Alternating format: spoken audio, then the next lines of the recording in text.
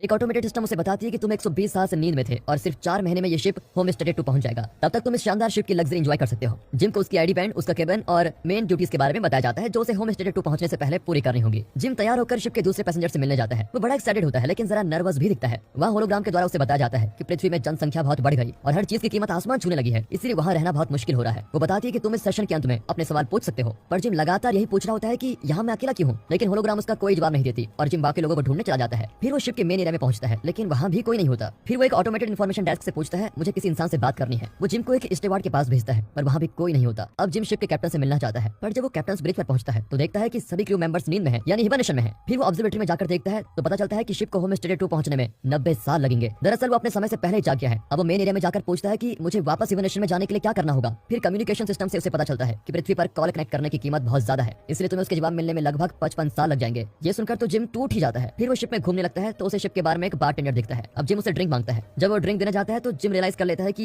यह इंसान नहीं बल्कि आर्थर नाम का एक एंड्रॉइड है। जिम उससे मदद मांगने की कोशिश करता है लेकिन आर्थर को शिप की कोई जानकारी नहीं होती। अब अगले दिन जिम कैफेटेरिया में जाता है और वहाँ पर सारे अच्छे डिशेस गोल्ड क्लास पैसेंजर्स के रिजर्व होते हैं। जिम को सिर्फ कॉफी पीकर ही काम चलाना पड़ जाता है। फिर वो कुछ टूल्स ढूंढकर अपना हिबरनेशन पॉड ठीक करता है और उसके अंदर लेट जाता है, लेकिन हिबरनेशन पॉड अब भी काम नहीं करता। शिप में हर तरफ कोई ना कोई खराबी होती रहती है। वो तंग आकर आर्थर से बात करने जाता है। आर्थर उसे एडवाइस देता है कि तुम किसी गोल्ड क्लास रूम में जाकर एंजॉय करो। जिम वहाँ के रेस्टोरेंट्स, गेम, एंटरटेनमेंट वगैरह ट्राई करता है लेकिन वो बहुत देर इन चीजों को एंजॉय नहीं कर पाता। एक दिन वो नशे में एक जगह पहुंचता है जहाँ स्पेस सूट्स रखे हुए हैं। जिम सूट पहनकर एयरलॉक का दरवाजा खोलकर बाहर ही चला जाता है। वहाँ का नजारा देखकर वो दंग रह जाता है। फिर वो अपने बोट्स का मैग्नेट रिलीज करता है और स्पेस में तैरने लगता है। वो बहुत ही बेकार फील करता है और अंदर आकर अपने सूट उतारता है। फिर वो बिना सूट के बाहर जाकर मर ही जाना चाहता है, पर आखिरी मोमेंट में वो अपना इरादा बदलकर अंदर आ जाता है और गलती से एक बोतल पर गिर जाता है। जब वो उठता है तो एक पॉड में अरोरा नाम की औरत को देखता है। उसके बाद वो डायरेक्टरी में उसकी फाइल्स ढूंढता है और उसका पैसेंजर इंटरव्यू सुनता है। फिर वो बाद में जाकर आर्थर को अरोरा के बारे में बताता है। जिम को खुद पर तरस भी आता है क्योंकि वो एक बेहतरीन लाइफ की तलाश में दूसरे प्लेनेट पर जा रहा था, लेकिन वो समय से पहले ही जाग गया। इतना ही नहीं, वो अरोरा की और अट्रैक्टेड भी होता है लेकिन उससे बात भी नहीं कर सकता क्योंकि वह हिबरनेशन में है। इस तरह दिन गुजरते हैं और जिम अब अकेलेपन से तंग आ चुका है,